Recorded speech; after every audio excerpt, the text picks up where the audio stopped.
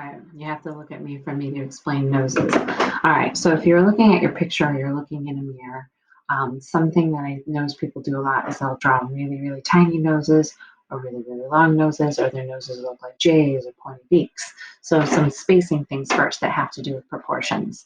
The width of your eye, so as wide as my eye is equal to like the height of my nose. So like this space here. Well, I'm looking in a mirror while I talk to you, so this is hard. It's like I can't do it that way. So inner corner, outer corner of my eye, if I turn it, that's the height of my nose, okay? So on my paper,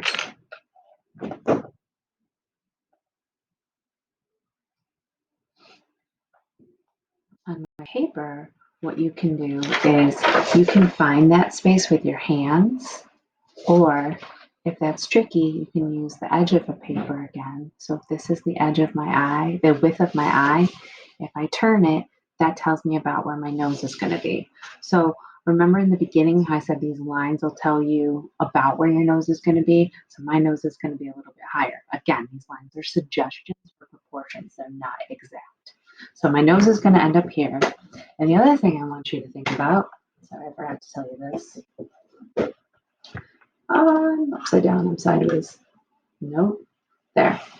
Other thing I want you to think about is how if you went from the edges of your nose straight up, you run into that corner of your eye. So what does that mean for your drawing?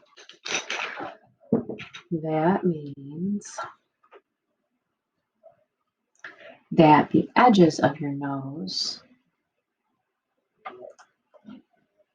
let me focus that really quick. The edges of your nose or your nostrils are going to kind of line up with these inside corners of your eye. Okay, so noses. The way I go about drawing them, I think about like the tip of your nose, like if you put your fingers on the tip of your nose, kind of like you have like this ball of cartilage because it kind of moves around, right? And then off of that, everybody has their two nostrils. So what I like to do is right next to it, I kind of think about like a snowman, and I make like a little ball there and a little ball on the other side. See how I'm making that circle overlap in this middle space? From here, I think about drawing a little smile, or not a smile, a frown in that space. So this is the bottom of my nose, this is my nostrils, this is the edge of my nostril, okay?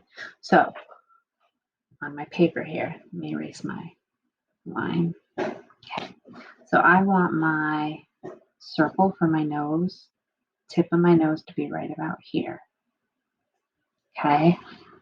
And then I want my nostrils to be on the side,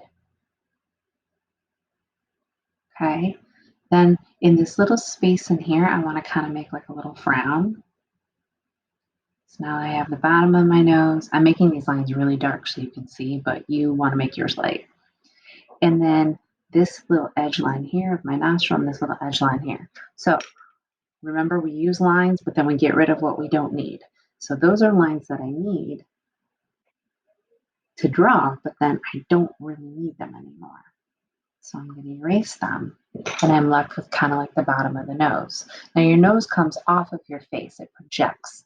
So eventually we'll be able to add like some shading to kind of make it look like your nose is coming out between your eyes. But that's where we're at for now.